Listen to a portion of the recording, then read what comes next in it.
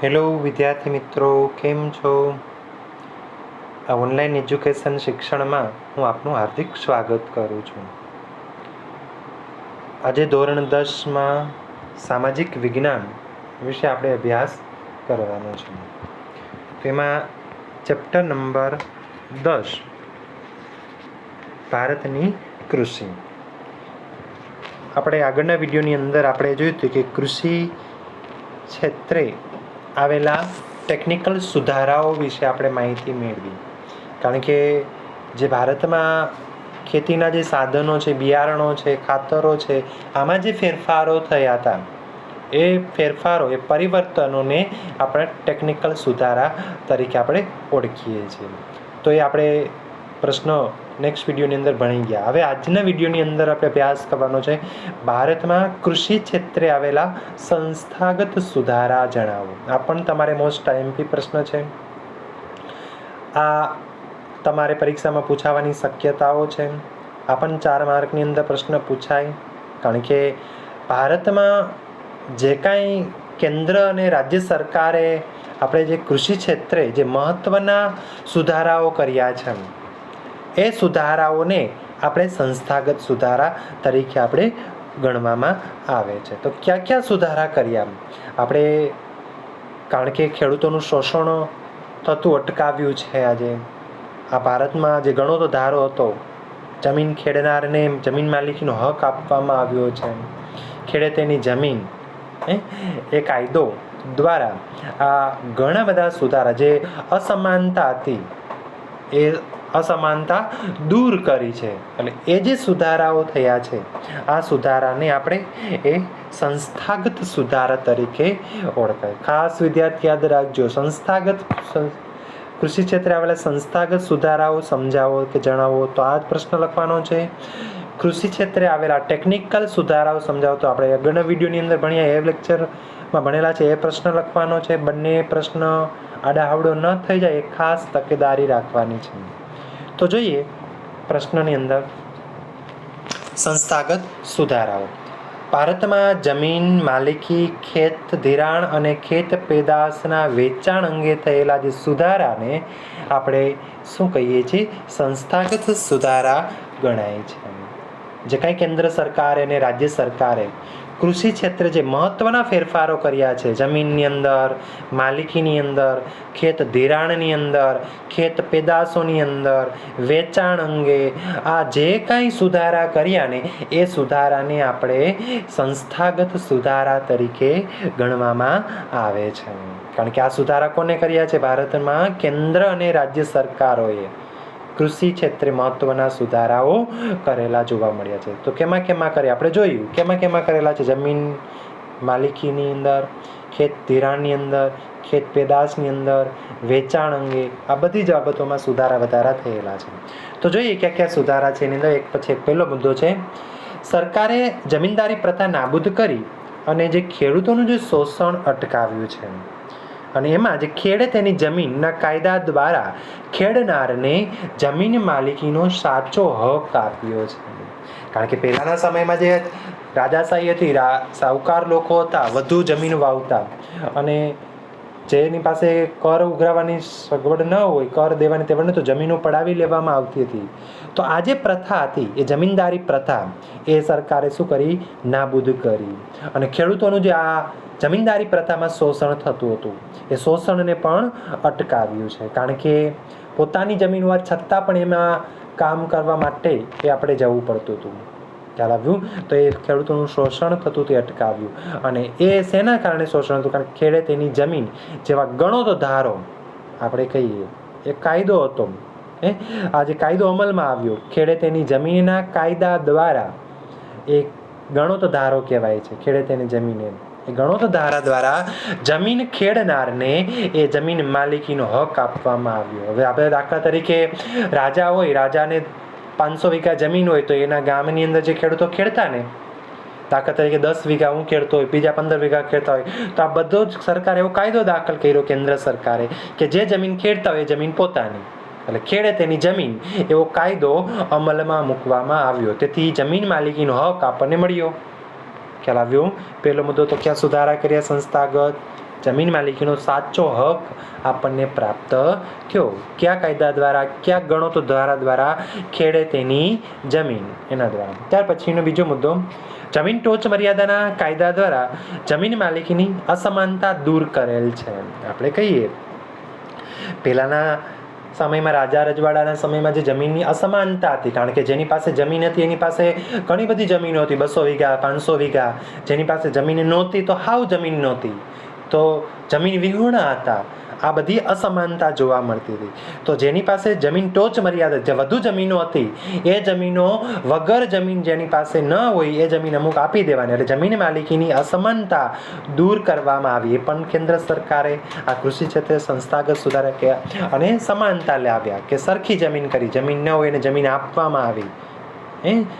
જમીન ટોચ મર્યાદા માટે આ કાયદાથી આ સમાનતા દૂર કરવામાં આવી. ત્યાર પછીનો ત્રીજો મુદ્દો, કિસાન ક્રેડિટ કાર્ડ દ્વારા અને રાષ્ટ્રીયકૃત તેમજ સહકારી બેન્કો દ્વારા ખેડૂતોને આર્થિક મદદ માટે કૃષિ ધિરાણ આપવામાં આવ્યું. આજે કારણ કે જે કાંઈ ખેડૂતો છે, કારણ કે જમીનો આવી હવે આપણી પાસે, ખેડે તેને જમીન હતો, જમીન પાસે ખેડૂતો પાસે તો બીજું કંઈ હતું નહીં, તો એ ખેડૂતોને કઈ મદદ આપવામાં આવી, કે ખેડૂતોને આર્થિક મદદ કરવા માટે કૃષિ ધિરાણ યોજનાઓ બનાવવામાં આવી. એ યોજનામાં શું શું અમલ આવ્યું, કે કિસાન ક્રેડિટ કાર્ડ આપ્યું, જેનાથી જે લોકો પાસે ક્રેડિટ કાર્ડ હોય તો એને અમુક બિયારણો છે એ મફતમાં પ્રાપ્ત થતું. તેમજ રાષ્ટ્રીયકૃત બેન્કો અને સહકારી બેન્કો દ્વારા એ સહકારી મંડળી થકી આ જે ખેડૂતો છે, ખેડૂતોને આર્થિક મદદ કરવામાં આવી, સબસિડીઓ આપવામાં આવી, અને એથી ખેડૂતો છે એ સારા બિયારણો વાવી શકે ખેતરોની અંદર અને પાક લઈ શકે. એટલે આ એ આર્થિક રીતે પગભર કરવા માટે, એ આર્થિક મદદ કરવા માટે ખેડૂતોને કૃષિ ધિરાણ યોજનાઓ છે એ પણ કેન્દ્ર અને રાજ્ય સરકાર દ્વારા અમલમાં મૂકી. ત્યાર પછી સરકાર બિયારણ અને ખાતરો તથા જંતુનાશક દવાઓ ખરીદવા માટે સબસિડીને આર્થિક મદદ પણ કરે છે. આજે જે કાંઈ ખેડૂતો છે, સંસ્થાગત સુધારાની અંદર તમારે બિયારણો ખરીદવા હોય, ખાતરો કે જંતુનાશક દવાઓ ખરીદવી હોય, એ ખરીદવા માટે સરકાર દ્વારા ખેડૂતોને અમુક ટકા સબસિડી આપવામાં આવે છે. તો આજે સબસિડી આપવાથી ખેડૂતોને આર્થિક રીતે એ સરકારે મદદ કરી. તો આ પણ સુધારા કર્યા છે. તો આ સંસ્થાગત સુધારાથી ખેડૂતો છે એ સારું ઉપજ લઈ આવી શકે. ત્યાર પછીનો મુદ્દો, પ્રધાનમંત્રી પાક વીમા યોજના દ્વારા ખેડૂતોને ખેતી પાકોનું વીમાકીય રક્ષણ પૂરું પાડવામાં આવ્યું. આજે કે જે પાક નિષ્ફળ જાય તો એ માટે વીમા ઉતારવામાં આવે છે, જે વીમા યોજનાઓ પણ દાખલ કરવામાં આવી છે સરકારે, જે પ્રધાનમંત્રી પાક વીમા યોજના કહેવાય. આજે દુષ્કાળ પડ્યો તો સરકાર છે અમુક વીમો તમને આપે, પાક વિશેની અમુક ટકા રકમ છે તમને ફાળવવામાં આવે, અથવા વધુ વરસાદ પડે, લીલો દુષ્કાળ પડે તો પણ તમને આવા વીમા તમને મળે છે સરકાર તરફથી. તો આના દ્વારા ખેડૂતોની ખેતી પાકોનું વીમાકીય રક્ષણ, કે આપણું ખેતી પાક છે નિષ્ફળ ગયો દુષ્કાળને કારણે કે અતિ વરસાદને કારણે, તો એ પાકો નિષ્ફળતા સામે આપણને રક્ષણ મળી રહે એ માટે, રક્ષણ પૂરું પાડવા માટે સરકારે પ્રધાનમંત્રી પાક વીમા યોજના એવી સવલતો પણ આપણને આપેલી છે આ સંસ્થાગત સુધારાની અંદર. ખ્યાલ આવ્યું? ત્યાર પછીનો, દુષ્કાળ કે વધુ વરસાદને કારણે પાક નિષ્ફળ જાય ત્યારે પણ સરકાર દ્વારા ખેડૂતોને આર્થિક સહાય કરવામાં આવે છે. ક્યારે ક્યારે સરકાર મદદ કરે, કે દુષ્કાળ, એમના આગળ જ વાત થયું, પાક વીમો આપ્યો, એમાં દુષ્કાળ કે વધુ વરસાદને કારણે પાક આપણો શું ગયો, આવ નષ્ટ કરી ગયો, વધુ વરસાદથી પાક બળી ગયો, અથવા વરસાદ ન પડવાને કારણે, દુષ્કાળ પડવાને કારણે પાકમાં કાંઈ ઉપજ જ ન આવી, તો આપણો પાક નિષ્ફળ જાય ત્યારે પણ સરકાર છે ખેડૂતોને આવી આર્થિક સહાય, આર્થિક મદદ એ પણ કરે છે. ત્યાર પછી આપણે છે પ્રશ્ન મુદ્દો, કે માર્કેટ યાર્ડમાં ખેત પેદાશોના વેચાણમાં કાયદાકીય જોગવાઈ કરી ખુલ્લી હરાજીની પ્રક્રિયાની વ્યાપક બનાવી છે. આજે તમે જે કાંઈ આપણી પાસે ખેડૂતોના ખેતરની અંદર જે પાક પાકે છે, તો એ આપણે માર્કેટિંગ યાર્ડમાં વેચવા માટે જાય છે. જે ખેત પેદાશોના વેચાણમાં આપણે કાયદાકીય જોગવાઈઓ કરી છે, અને એ જોગવાઈઓ ખુલ્લી હરાજી, જેથી કરીને ખેડૂતોને ખબર પડે કે આપણો પાક કેટલા ભાવે ગયો. એ ખુલ્લી હરાજીની પદ્ધતિ એ માર્કેટ યાર્ડની અંદર એ ફરજિયાત બનાવી છે. જે કાંઈ આપણા દલાલો થકી અથવા આપણા જે કાંઈ આપણે પાક લઈએ પેઢીઓ થકી આપણે જે વેચીએ છીએ એમાં હરાજી ખુલ્લી રીતે આપણને પાક આપણો ભાવ ખબર પડે. ત્યાર પછીનો મુદ્દો, ખેડૂતોને ખેત પેદાશોના પોષણક્ષમ ભાવ મળી રહે તે માટે સહકારી મંડળીઓ, ખરીદ વેચાણ સંઘ, સરકારી ધોરણે ગોદામો, શીતગૃહો, પરિવહન અને સંદેશાવ્યવહારની સુવિધાઓ આ દરેક બાબતો પૂરી પાડી છે.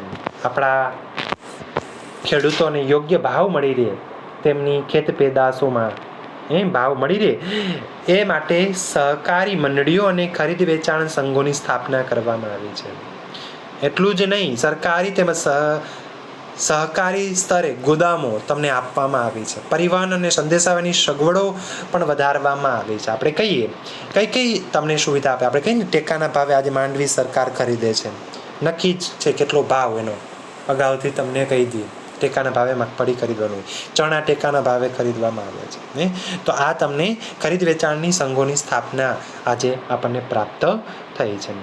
ખેડૂતો પાસેથી ખેત પેદાશોની સરકારે નક્કી કરેલ પોષણક્ષમ ટેકાના ભાવે ખરીદી કરવા માટે નીચેની સંસ્થાઓ કાર્યરત છે.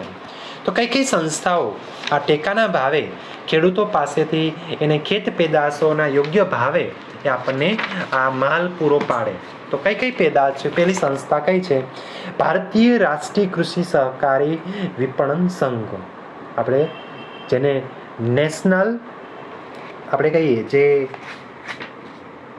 National agriculture cooperative marketing federation of India જે સંસ્થા છે, national agriculture cooperative marketing federation of India, આ સંસ્થા એ ખેડૂતો પાસેથી જે પોતાના ખેડૂતોની ખેત પેદાશો છે એ પોષણક્ષમ ભાવે ટેકાના ભાવે એ માલ ખરીદે છે.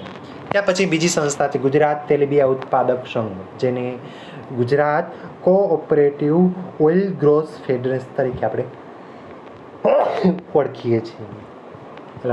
આ બીજી સંસ્થા છે જે તેલીબિયાં ઉત્પાદકનું વેચાણ માટે આ સંસ્થા ખરીદી કરે છે ખેડૂતો પાસે. ત્યાર પછી ત્રીજી પણ સંસ્થા છે રાષ્ટ્રીય ડેરી વિકાસ નિગમ, national dairy development board NDDB તરીકે આપણે ઓળખીએ છીએ આ સંસ્થા. ચોથી પણ સંસ્થા છે જે Gujarat state cooperative marketing society limited. આ વગેરે સંસ્થાઓ છે. આ સંસ્થાઓ ખેડૂતો પાસેથી સરકારે નક્કી કરેલા સારા પોષણક્ષમ ટેકાના ભાવે કૃષિ પેદાશો ખરીદે છે. તો આવા આ કેન્દ્ર અને રાજ્ય સરકારે ખેડૂતો માટે આ સંસ્થાગત સુધારાઓ એ કરેલા જોવા મળ્યા છે. ખ્યાલ આવ્યું? તો આ 4 માર્કની અંદર પ્રશ્ન તમારે પૂછાય. ત્યાર પછીનો પ્રશ્ન છે આપણે હરિયાળી ક્રાંતિ. તમારે પૂછાય, ટૂંક નોંધ લખો, હરિયાળી ક્રાંતિ કેને કહેવાય આપણે કહીએ. અથવા એ પણ પૂછાય કે ભારતમાં કૃષિ ક્ષેત્રે હરિયાળી ક્રાંતિ સર્જાઈ છે એમ સાથી કહી શકાય. આ રીતે પણ તમારે પ્રશ્ન પૂછાતો હોય ભારતની અંદર. શા માટે? કારણ કે આજે ટેકનિકલ અને સંસ્થાગત સુધારાને કારણે સુધારેલ બિયારણો, રાસાયણિક ખાતરોનો વધેરો ઉપયોગ, ખેડૂતોનો પ્રચંડ પુરુષાર્થ, આજે વીજ વિતરણ, આ વ્યાપક વ્યવસ્થા, સિંચાઈની સગવડો, આ વગેરે નોંધપાત્ર વધારાને કારણે આ વગેરે પરિબળોથી આ કૃષિ ઉત્પાદનમાં થયેલા અસાધારણ વધારો, મબલક પાક પાક્યો વધારાની ઘટનાને આપણે શું કહેવાય છે? હરિયાળી ક્રાંતિ તરીકે આપણે ઓળખીએ છીએ. આપણે ગ્રીન રેવોલ્યુશન તરીકે આપણે એને ઓળખવામાં આવે છે. તો આ તમારે 3 માર્કમાં કે પ્રશ્ન પૂછાય હરિયાળી ક્રાંતિ વિશે. ભારતમાં હરિયાળી ક્રાંતિ સર્જાય છે, સમજાવો, કારણ આપો. તો જોઈએ આપણે એની અંદર આપણા દેશમાં 1960ના દશકામાં કૃષિ ક્ષેત્રે હરિયાળી ક્રાંતિ સર્જાઈ. તે પહેલાં એવો સમયગાળો હતો કે જ્યારે દેશમાં અનાજની તીવ્ર અછત પ્રવર્તી હતી. એક મુખ્ય કૃષિ પ્રધાન દેશને જ અનાજની આપણે આયાત કરવી પડતી હતી. આવી પરાવલંબી પરિસ્થિતિ સામે દેશ ઝઝૂમતો હતો. આપણે કહીએ કે આપણા દેશની અંદર 1960, કારણ કે 1947માં આપણો દેશ આઝાદ થયો અને ત્યાર પછી 1960ના દશકામાં આપણે આ કૃષિ ક્ષેત્રે સારું એવું નોંધપાત્ર આપણે અસાધારણ ઉત્પાદનમાં વધારો લાવ્યા. કૃષિ ક્ષેત્રે આપણે હરિયાળી ક્રાંતિ સર્જાઈ.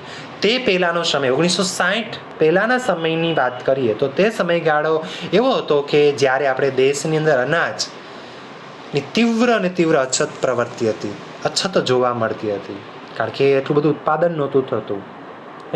અને આ અછતને કારણે, કારણ કે આપણો દેશ એક મુખ્ય કૃષિ પ્રધાન દેશ કહેવાય, અને આ દેશની અંદર કૃષિ પ્રધાન દેશ હોવા છતાં આપણે બીજા દેશોમાંથી આપણે આયાત કરવામાં આવતી હતી. તો આવી આપણો દેશ એ પરાવલંબી, બીજા ઉપર આધાર હતો, સ્વાવલંબી નહોતો.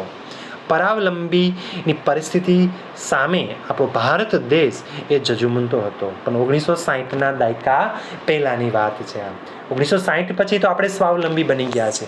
આપણા દેશમાંથી અન્ય દેશોની અંદર નિકાસ કરવા લાગ્યા છે, કે કૃષિ ઉત્પાદનમાં ઘણો બધો વધારો લ્યો, જે એક હરિયાળી ક્રાંતિનું પરિણામ છે. ખ્યાલ આવ્યું? તો ક્યાં ક્યાં હરિયાળી ક્રાંતિમાં ફેરફારો થયા એ આપણે એક પછી જોઈએ. પહેલો મુદ્દો શું ફેરફાર થયો જોઈએ,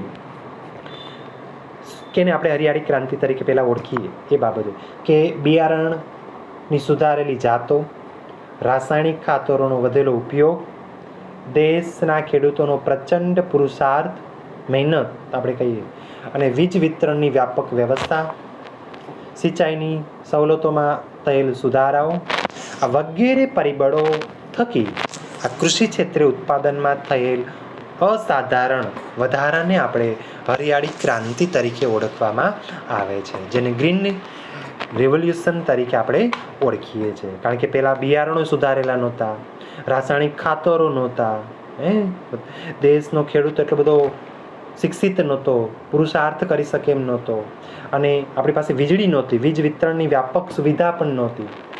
આ બધા જ કારણો ત્યાંના સમયના પરાવલંબી આપણે ખેત ઉત્પાદન માટે આધાર રાખવો પડતો એ કારણો છે.